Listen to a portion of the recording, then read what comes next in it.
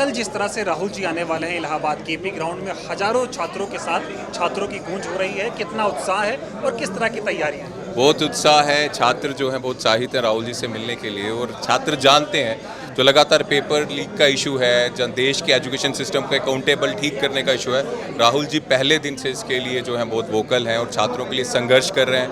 हमने देखा, पूरे देश ने देखा, सदन के अंदर भी और सदन के बाहर संघर्ष कर रहे हैं। जो प्रोटेस्ट किया और जो प्रोटेस्ट में पुलिस ने उनको उठाया, पुलिस में जो उन्होंने गिरफ्तारी दी, वो अपने आप में एक इतिहास का है कि देश का लीडर ऑफ अपोजिशन जो है सड़कों में संघर्ष कर रहा है, गिरफ्तारी दे रहा है। तो अपने आप में एक इतिहास और जो संघर्ष है वो देश के छात्र, देश के युवा देख रहे हैं। और अब देश का युवा जो है वो राहुल जी के साथ है और वो चाहता है जिस तरह से राहुल जी संघर्ष कर रहे हैं वो करते रहें और आगे बढ़ें। लेकिन जिस तरह से सरकार तानाशाही रवैया अपना रही है, अभी हम बातचीत भी कर रहे थे, कई सारी कोचिंगों को जो है बंद कर दिया गया है, कहा जा रहा है ऑनलाइन पढ़िए, और ग्राउंड की परमिशन रद्द की गई थी, हालांकि परमिशन अब मिली है, और इस पर क्या कहें?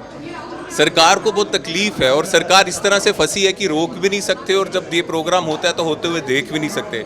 रोकेंगे तो ज़्यादा बवाल होगा, जिस तरह से यूपी में कहते हैं भोकाल होगा, तो भोकाल हो जाएगा। और अगर देखेंगे होते हुए तो सब देख रहे हैं कि किस तरह से छात्र राहुल जी के साथ, कांग्रेस पार्टी के साथ जुड़ रहे हैं। और उसका कारण यही है, लगातार कांग्रेस पार्टी और खासकर देश के नेता पक्ष राहुल जी देश के छात्रों युवाओं के लिए लड़ रहे हैं, तो देश का युवा भी देख रहा है कौन उनके साथ खड़ा है।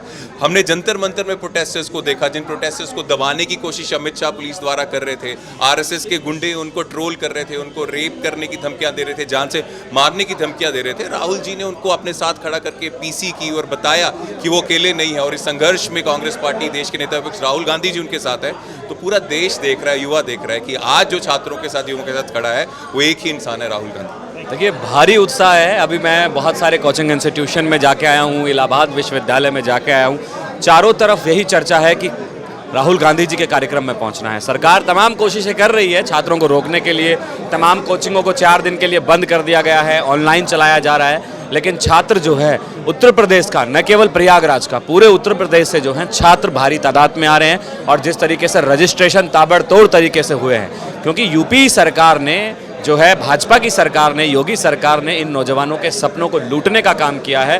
वो राहुल गांधी जी से संवाद चाहते हैं, और सबसे बड़ी खुशी उनको ये है कि सीधा उनका संवाद इस देश के लीडर अपोजिशन राहुल गांधी जी से होने जा रहा है, जो कि उनके मुद्दों को बड़ी मजबूती से रखेंगे। और मुझे लगता है कि कल कुछ ना कुछ ऐसा बड़ा होने वाला है जो इस देश के और यूपी के विद्यार्थियों के लिए जो है एक बड़ी संदेश होगा।